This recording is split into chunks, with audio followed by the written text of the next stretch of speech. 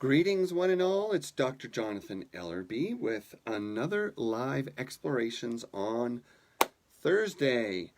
Well, in keeping with tradition, I'm having more technical problems today, so we have another weird and wonderful setup. I was attempting to use my computer to film Facebook Live for you, but for some reason today Facebook now doesn't like my computer. Anyway, that's fine. I'm using my phone. If you have any problems hearing me or you want to get a message to me, then you can just post it here. And our dear friend Susan Stites will be messaging me to my my desktop, which I can see right here. So I think we're all set. It's Thursday, and if you don't know, Thursdays physically at Althea for the last many years, we have always had a group together that we call Explorations.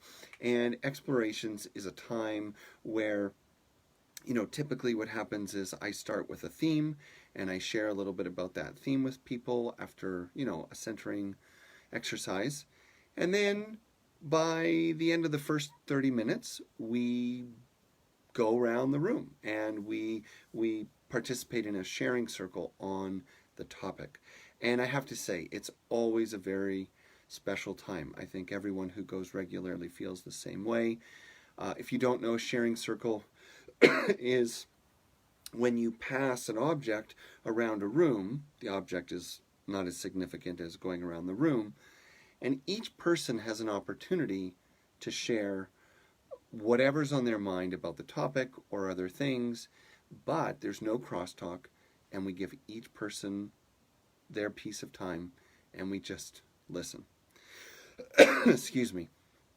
And the amazing thing about that is it helps us to put our consciousness and intention on holding space and listening, and it creates a kind of equal energy in the room that is something that a lot of us don't get to experience with our families or at work.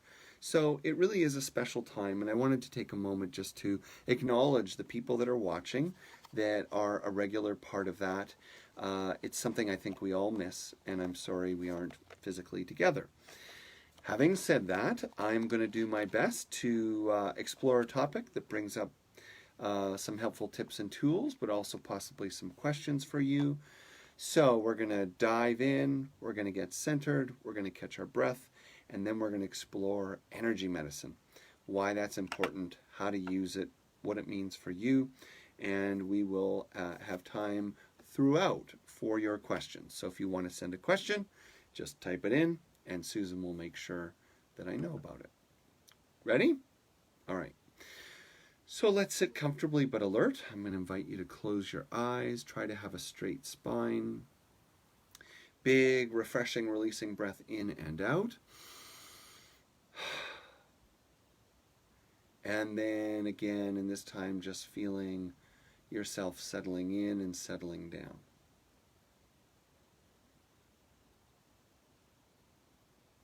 Listening for quiet in yourself.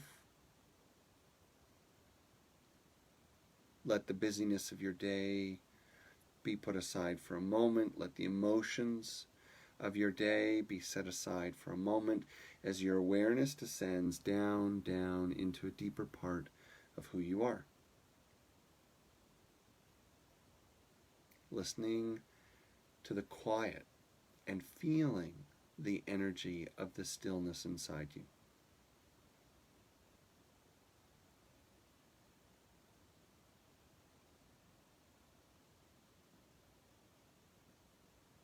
Just be with that stillness and let it fill you. So imagine what it would be like to fill your body with the energy of stillness. Again, returning your attention to the silence, maybe putting your hand on your chest, your heart. Imagine a soft, beautiful light, a soft, healing energy in your heart. Doesn't matter if you have to create it, make it up, imagine it, but connect with, picture the feeling, the energy, the image of a soft, radiant energy in your heart.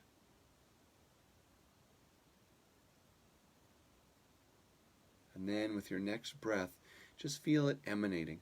Feel it growing and glowing. Imagine that light is traveling through your body downward, through your torso, pelvis, legs, knees, down to your ankles, feet, and toes.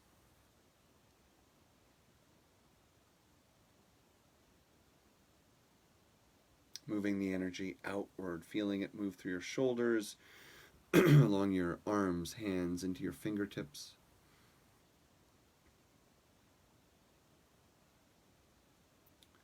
Up through your neck and throat, into your face and head.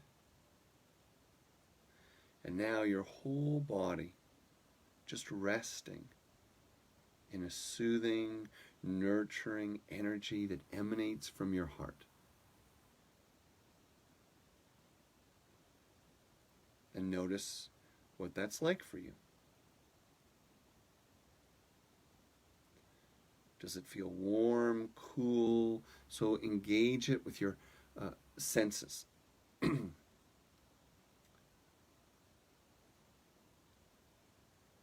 there a color? What's the color?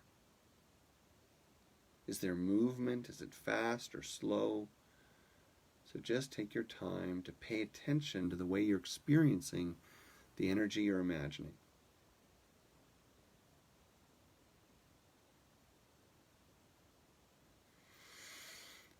And then let that energy stay with you, surround you, nourish you, and when you're ready, you can open your eyes.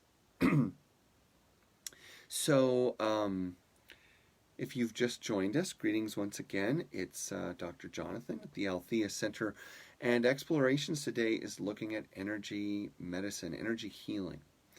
So the first thing that I wanted to share about that is that we may all have different words and ideas and assumptions about what energy medicine is, and as far as I'm concerned, that's fine. Energy medicine has been in virtually all the world's cultures and traditions. I actually don't think there's an exception, except that you might say that some traditions focus on it, have language and words and tools and techniques, whereas others, it may be something quite secondary. So even in our modern, materialistic, mechanistic society, energy medicine is something that's really part of complementary medicine, alternative medicine, and for that matter, generally aligned with spiritual and holistic healing practices. So it's not mainstream. On the other hand, I'd say most of us engage energy consciousness all the time without really thinking about it. So this is where we're going to start. Let's just talk about the fact that energy is a part of life, and it's a part of our everyday human experience. For those people that aren't overly aware of or intentional about their relationship with energy, we tend to describe it in terms of metaphors. So we say things like, ooh, let's go sit over there. It feels good. Or, I don't know what's wrong with that person, but I got a bad vibe. And usually when we're referring to these things, we're using a language like feeling and vibe, because somehow what we're experiencing is distinctly different than an emotion or a thought. So the unconscious impulse, when it's more emotional, is to name an emotion. I don't like that guy. Or, ooh, she bothers me. But there's something different when we grasp for the metaphors that are more energetic. We say feeling, we say vibration, we even sometimes say energy. Ooh, I like the energy of that place. Let's go check it out. Or, I don't know what it is about this stone, but it has such a good energy. I just love to carry it with me. You might say something like that. What is energy? Well, this is something that we have to recognize is both directly experienceable. It is an actual system with dimensionality and consistency, and yet it exists in the subtle realm of experience and the subtle realm of our senses, which means that any language you use to describe it at some level is not exactly right. Okay? So when you are describing something subtle, then even the most scientific and specific language you can come up with is going to be a close approximation. And when it comes to the energy world and the energy body, there are a lot of dimensions to it. So lots of layers and levels. And so one energy healer might be looking at one thing, and another energy healer might be looking at another. Then we have to recognize that there is tradition that might be filtering their descriptions and experiences. And then, of course, there's just personal nature. And so sometimes even a great healer or even a great teacher or somebody very intuitive, might not be experiencing the energy purely or directly, but partly through their filters, their desire to connect with someone, or their lack of desire to connect with someone. Their experience of energy might be filtered by the way they relate to the specific energy they're encountering. So what we're talking about at this point is that, yes, it's absolutely real. Yes, we all experience it. However, because it is subtle in nature, then the way we describe it is going to depend on a lot of forces and factors. And the way other people receive our description is going to be filtered by their forces and factors. And that's just normal. So you kind of want to get that at some level, energy healing or energy consciousness, energy medicine is both an art and a science. It's a science in that it's repeatable. It can be systematized, as in Chinese medicine or Ayurvedic medicine, systems like healing touch, quantum touch, Reiki, and so on. But it's also subtle, which means that your acupuncturist, might pick up something that your Ayurvedic doctor doesn't, or that your Reiki practitioner might sense something that your healing touch practitioner doesn't. Now, this is on one hand one of the weaknesses of energy medicine. It's also one of the strengths. So when it comes to research on energy medicine, there's actually quite a bit that's been done. Some time ago, there was a great annotated bibliography of research on subtle energy medicine by a physician named Daniel Benor. And since then, there have been other texts. And so it's easy to look these things up if you want to learn more. But my point of mentioning the science behind it is that while it is repeatable, I guess you could say, it's not necessarily always as consistent as we'd like, because subtle energy is operating on a subtle level where many, many, many other forces and factors are in play, which means that incredible things can happen at that subtle level, even miraculous healing. But at the same time, we can repeat the same practices and behaviors and not get the same outcomes because unseen forces or factors will play a role. An analogy that I really like, actually, is to think of a pendulum. I'm going to use this necklace here to illustrate what I'm talking about. So if you think about energy in our world or in our reality as kind of existing on a continuum, and it's funny because this necklace actually really illustrates the point well, you might say that our physical reality exists here at the greatest point of density. And then there are levels and layers of energy that go up to the point of imperceptibility. Now, this really isn't metaphysics. This is basic science. This is the rainbow, right? So we go from the red, which is the densest, I guess, and the slowest wavelengths, and then it moves up all the way from blue to indigo to ultraviolet where we can barely perceive it, but we are told or we know that it's there. And then, of course, it's the shorter waves, or at least I think that's correct. The point is that the vibration changes, the vibratory rate changes, and so the density of light that's reflected changes, and we see differences in color. But we also know that density changes in the physical world. We have, for example, in the world of water, we have ice as its densest form, and then we have water, and then we have vapor, and then we have invisible vapor, and then it condenses and comes back down to water and ice. In the physical realm, of course, there are many, many layers to this, and it even goes up into plasma and other things that we don't need to worry about today. What's the point of all this? The point of all this is to say that if you're working at subtle levels of energy, which some people think of as quantum levels, but I don't really care what you call it, and we don't need to sort of pretend that there's a clear science where there maybe isn't. At these subtle levels of energy, we can affect change. So if we're using the energy that we're conducting through, let's say, our hand or our intention or our own field, it might be a biofield, which is actually pretty low on this, like what we can measure with, like a Geiger counter. Or we might be talking about just the energy of consciousness itself, such as the energy that we move through prayer and meditation. So here's the cool thing. If you can move energy at this subtle level, a small movement there creates a big movement down here. Do you see that?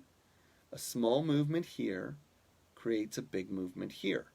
So you could really understand, sort of symbolically here, why sometimes energy healing, energy treatments, energy medicine, acupuncture, and so on, could have a real effect on something in the physical world and maybe even cause a radical remission or total transformation of something like cancer or chronic illness, and so on. On the other hand, if you've ever moved a pendulum, especially if it's a big one, isn't it interesting to note that it's actually hardest to move a pendulum with a lot of weight here?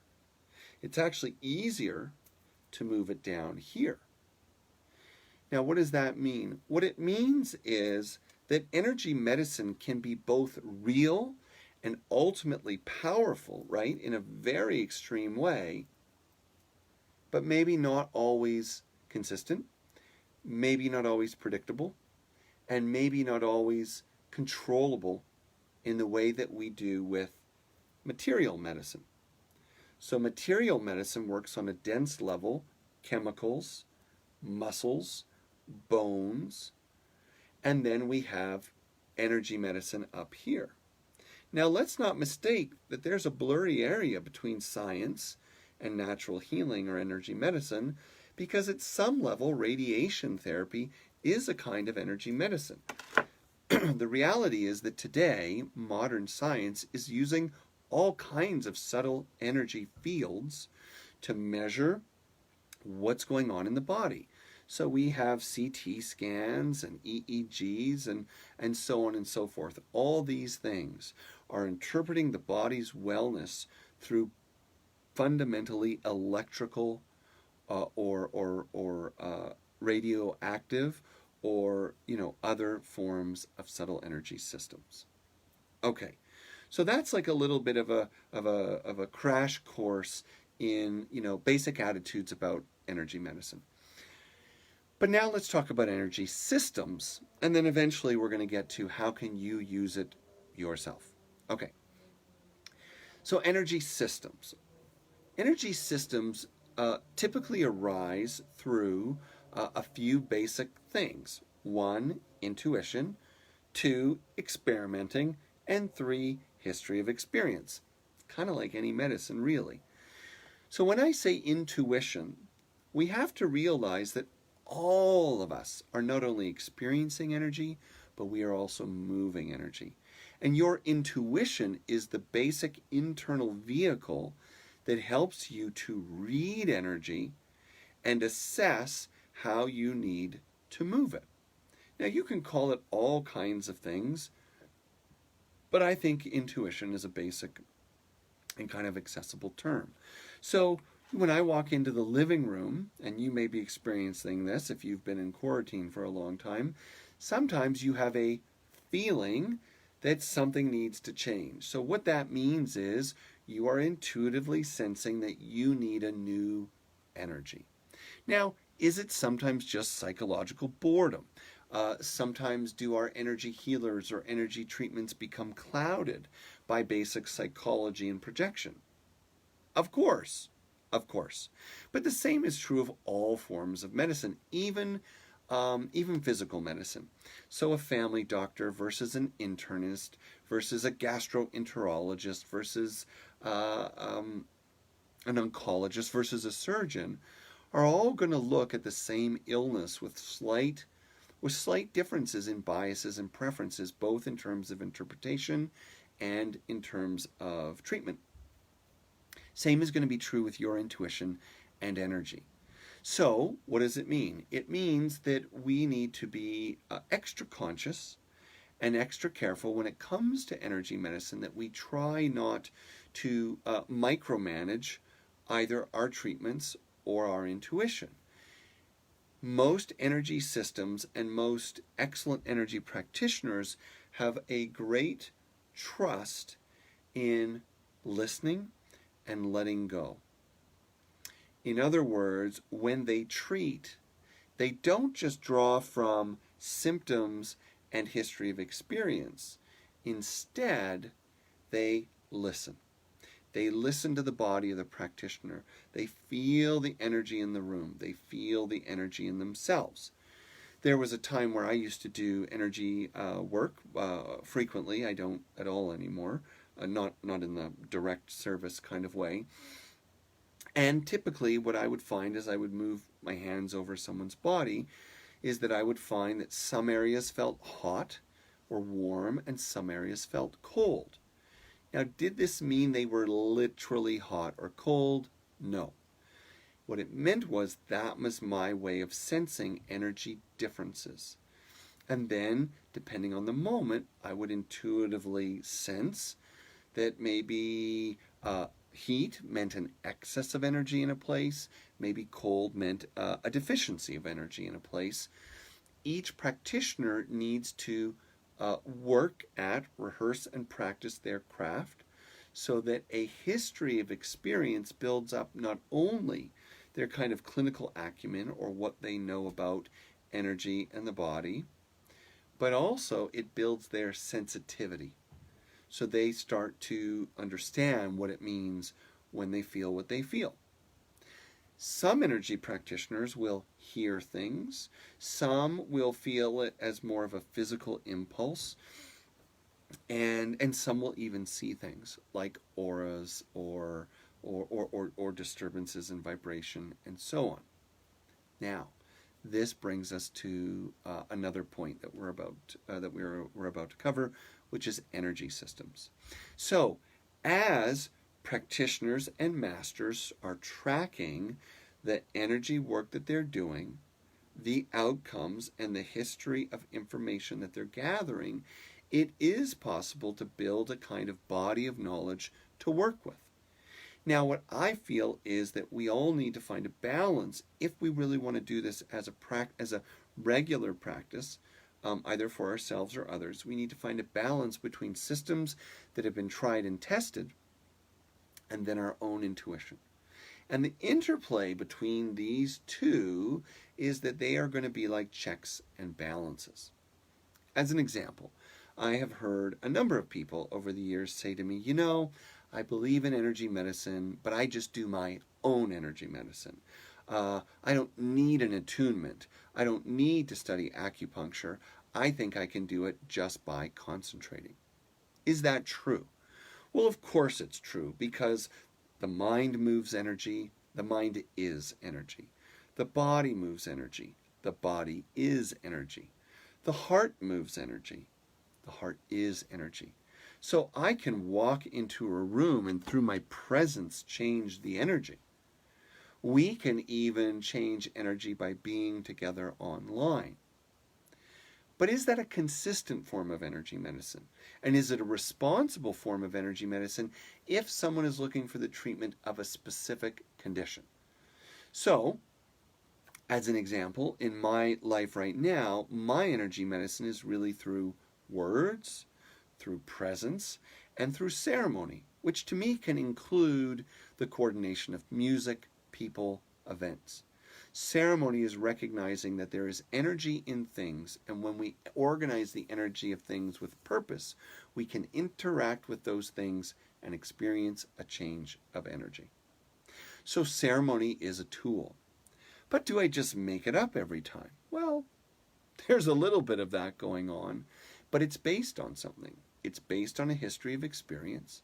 It's based on training with other ceremonial teachers so that I have parameters.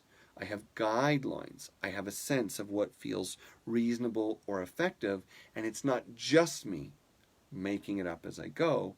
It's me listening to the situation, following my intuition, and then vetting or balancing that against what I've seen work, what I've been taught, and what I've experienced. So, even if you're working with energy without a system, I guess what I'm trying to illustrate is that teaching, formats, systems, experience, practice all still matter. One thing you might consider about energy medicine is that if energy is truly something that can be used to help or heal people, then why wouldn't it be something that could hurt? Or why wouldn't it be something that we can do and be out of balance? The kind of assumption that something could be so powerful that it could change people's lives, it could bring healing into a room, it could even remove cancer from someone, but could never have a negative effect, seems kind of a curious thought to me. I mean, water is something we need to live, right? You can't live many days without water. You can also drown in water, okay? So the point being, I think it's important to respect the subtle energy of the world, and that's why if it's something you want to do with regularity and consistency, explore a system, a tool, a technique. So what are some examples? Well, I've already named some of them.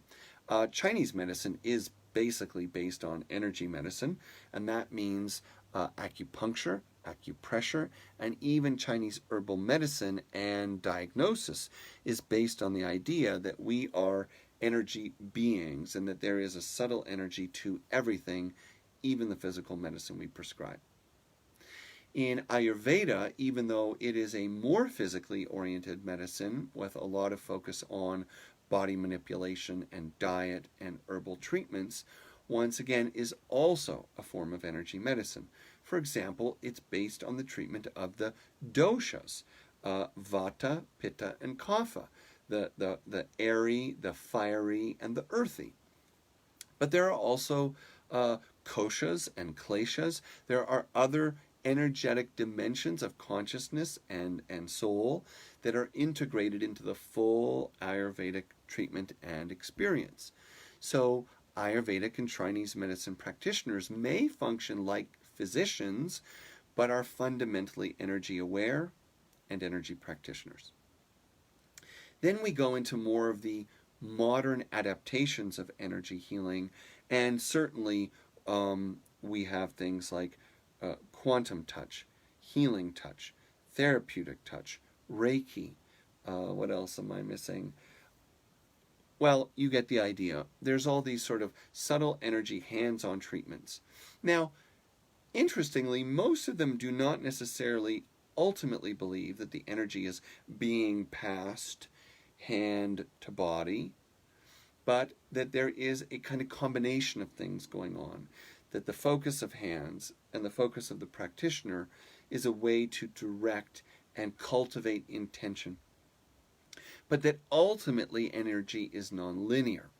And ultimately, the healthier way to work with energy is not to envision or imagine you're using your own energy to send energy, but that you are facilitating universal life force going to where it is needed most. So that kind of attitude or consciousness seems to be most effective in most energy healing traditions. In other words, it is thy will, not my will. And there is a prayerfulness or an openness in the intentionality of the energy work. It's also worth noting that there are many forms of movement that are also basically energy work. So Tai Chi, Qigong, Kuksando, yoga, these are all forms of energy movement and manipulating the energy of the body to create greater alignment, to create peace, to energize. There are all kinds of different outcomes that come from these forms of movement. So, it's important. It's important to recognize that we are surrounded by energy awareness and energy medicine techniques. So we're going to start talking now in the final part of our time together about how you can use energy medicine for yourself. Now, first of all, I'm going to say, and Susan, I'm going to ask you, let's see if I can do this. Oh, yeah, I'm still here. Let me know if everything's in the flow or if you've seen any questions popping up. I see the questions up here, so if it looks like I'm looking up there, that's what I'm doing. I'm not watching Netflix while I'm talking to you. So how do we use energy medicine ourselves? I think that the number one tool for energy medicine on a personal level is visualization. So visualization is when we use the power of the mind to imagine energy, and through that imagination and the non-local nature of consciousness, we, through our intentionality and our thought, can activate, animate, or change the energy of things around us. So let's look at some examples. First of all, smudging is a great example. Smudging to me is a form of energy medicine. So we take a sacred plant, this is cedar, but we might also use white sage. We might also use Palo Santo. I got a lot of stuff here. Okay, so of course there's a physicality to the practice. We're lighting the plant on fire and then we're letting it smolder, but it's fundamentally the energy of this plant that we are washing ourselves with, and it is fundamentally our energy body that it is washing clean. So if I'm covered in sawdust and I waft this over me, obviously it doesn't clean that off. But when we say it cleans us, we're clearly talking about energy. It's cleaning maybe just the junk of the day, or a bad mood, or it's helping us to open our energy to a different kind of attitude. So this is a physical practice, but we can invigorate the practice by consciously, conscientiously imagining, envisioning, affirming, having faith that the energy is moving. Get that? So you potentiate what you do through vision, through imagination, through mental affirmation of that which cannot be seen or that which cannot be physically manipulated. All right, I'm putting this down, but I really love this. Oh, such a good energy. So now let's think about food. I think that food and medicine is a great way to do things. Okay, so I'm looking for things that I got around. All right, so here I've got these little nutritional tablets you can put into your water. This is a herbal tincture.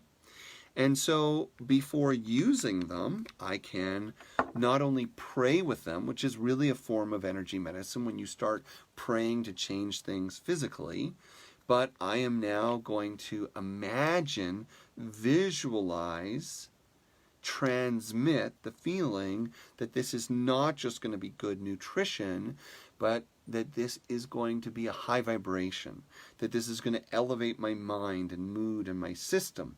I can hold it to my heart. I can do the same with either of these things. Anything I put in my body, I can meditate with, pray over, be intentional with. And especially if you have some kind of medicine in your life that you don't like.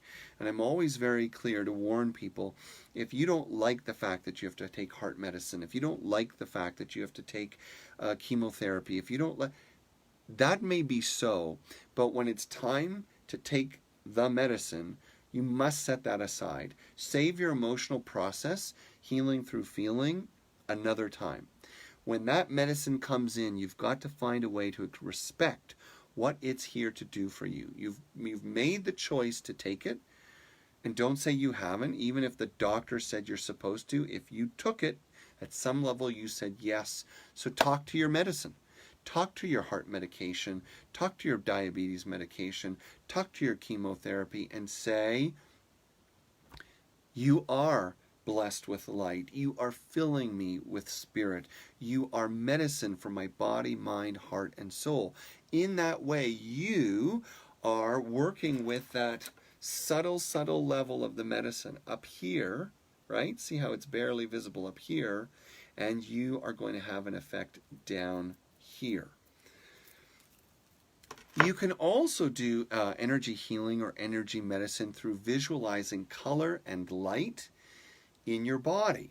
Now, some of you know that I do an evening healing meditation on my own Facebook page every day at 8:30. They're all now stored in my Facebook video library. So most of those involve visualization. So you can go there for examples of using energy and color. I'm going to continue to talk about that, but I can see a question. I'm going to lean in and look at it. Do you consider our spiritual entities as a part of bringing in source energy into one's energy work? Okay. So if I understand this question correctly, and this is asked by a wonderful energy healer, is there a difference, okay? Is there a difference between inviting source energy in and inviting our guides in, or inviting spiritual entities to help? So the answer is yes and no. Now this is a little bit intellectually or metaphysically complicated, but give me a second and let's see if I can explain.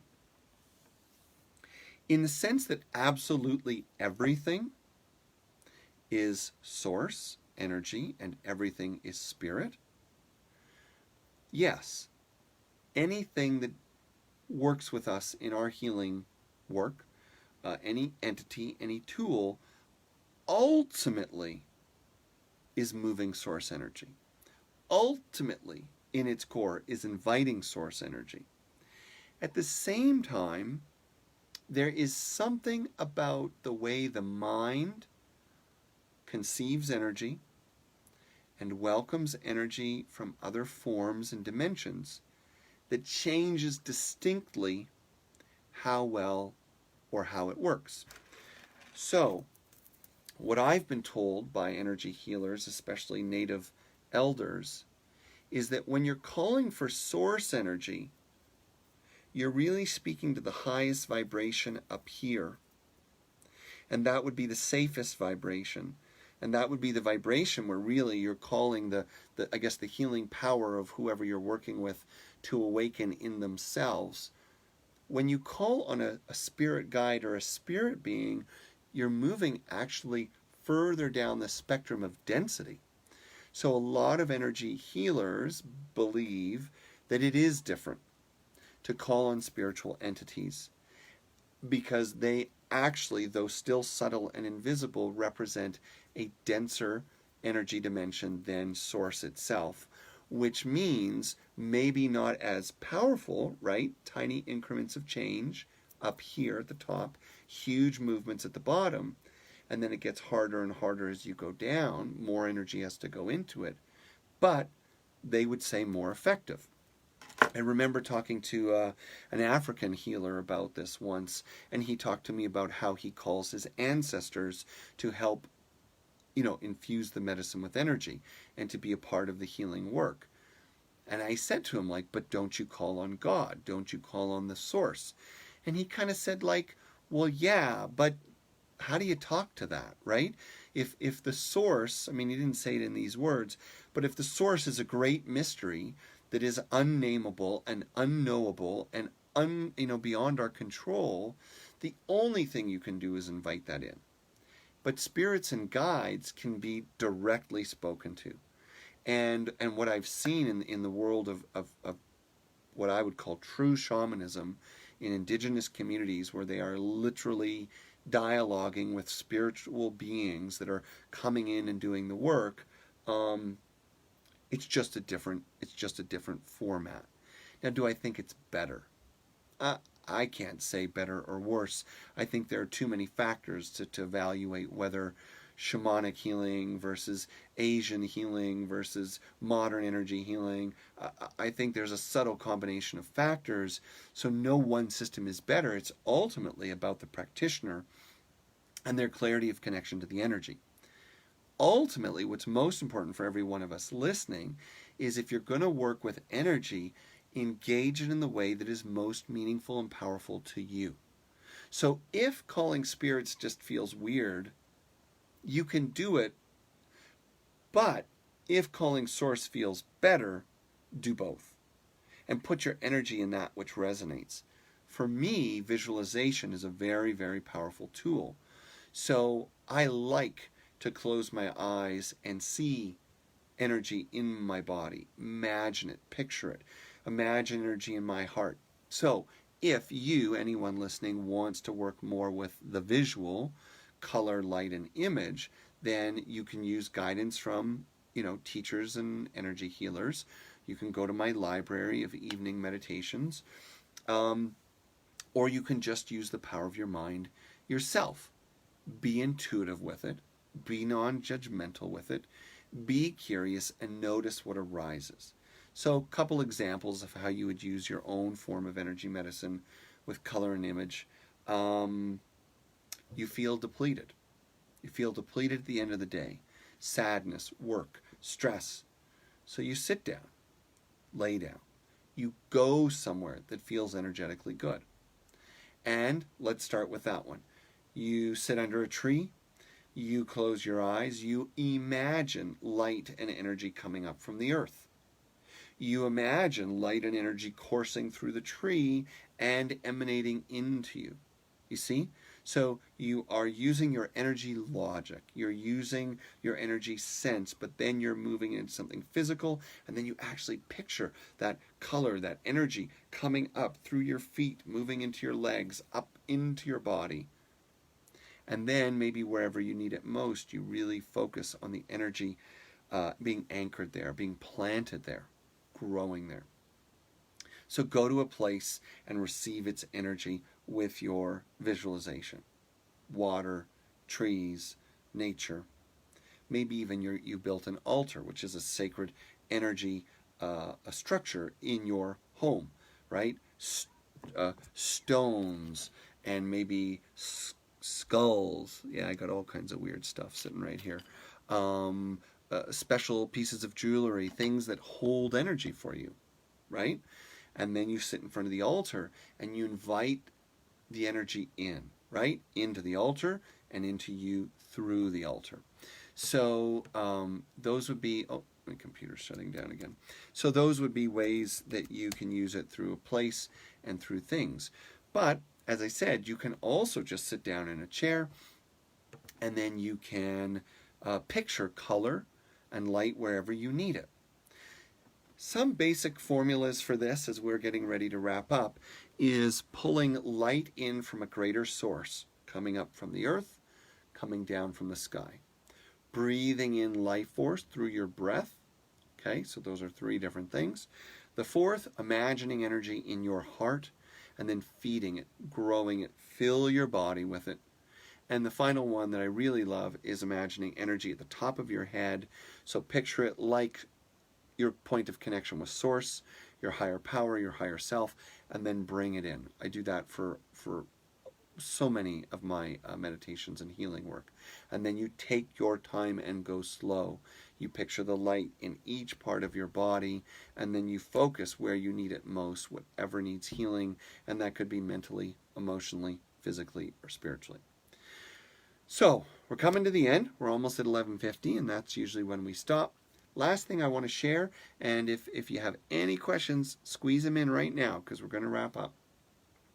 A great trick with energy medicine, I can't remember where I learned this, but is actually to use your emotional power to activate it. So what that means is, if you want to activate the power of your heart or energize your heart, start with a memory of something that naturally brings the feeling of love into your body. Or let's say you could remember something that brings the energy of gratitude into your body, or a beautiful place in nature. So typically, 3 emotional tricks. Something, someone you love, something, someone you're grateful for, or a place, like a real place, or something that you can actually see or remember that gives you a feeling when you're there. Remember one of these things, and the memory cultivates an emotion. The emotion is an energy, and from there you go into the visualization. It will always be more powerful if you can combine emotion, mental intention with your emotion and mental intention with your emotional energy work, even if the mental intention is to surrender the work to a higher power, which is typically the best thing to do.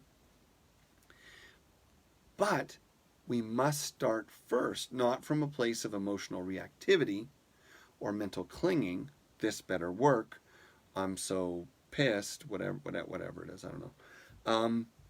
You want to start with a little meditation. You want to start with getting clear. You want to start by connecting to the stillness and the silence inside you. From that place, sense what you need.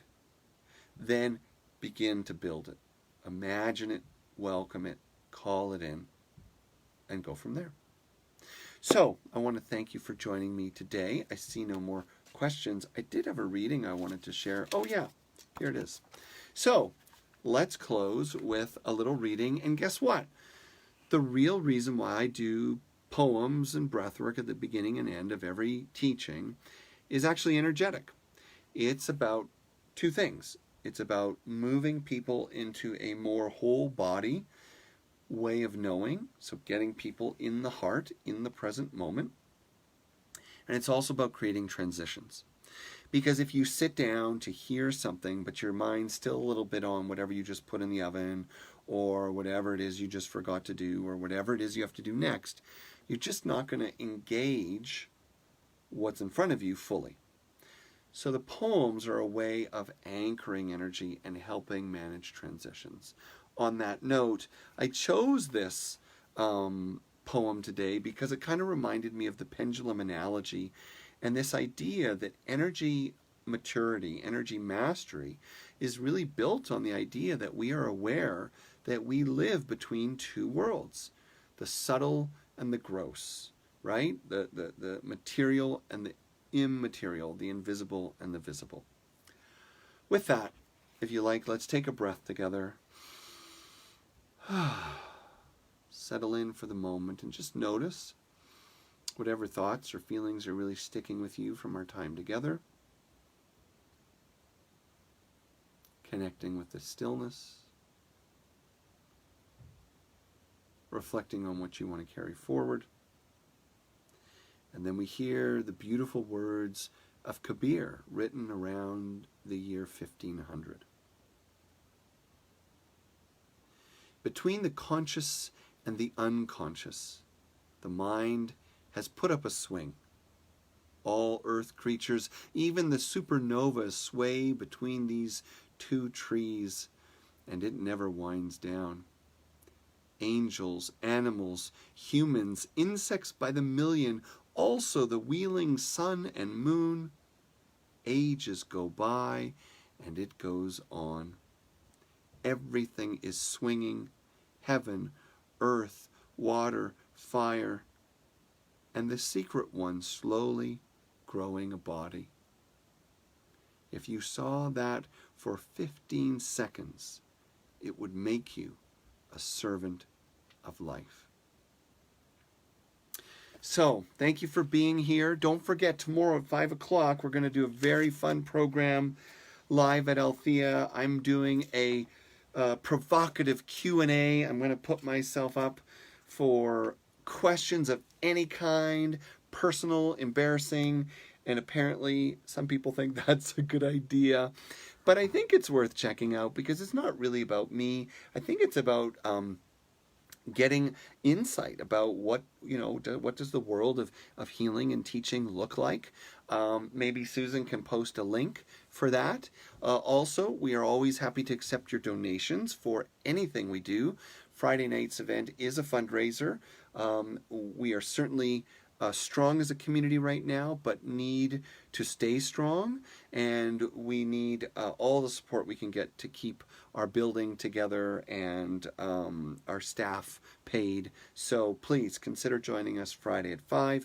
And Sunday we will explore the miracle of being human, and actually we're going to blossom right out of this energy talk, and we're going to go into the deep structure of our universe and how it lives within us every day. That's all for now, folks. I absolutely love you, and if you want more, you can tune in here on Althea Facebook Denver, or even on my own Facebook page for the live 12 at 12. Typically there's some repetition between our classes, but the 12 at 12 is about 12 minutes. Susan is your host to all this. She's got all the answers. She makes these things possible, so our applause and gratitude to Susan, posting things, answering things, the donations, the links, making sure that I actually show up to places and get things done right. Thank you, Susan. We love you. And to the whole Althea family and community, one and all, we love you. Thank you for being here today, and I hope to see you soon. Bye-bye.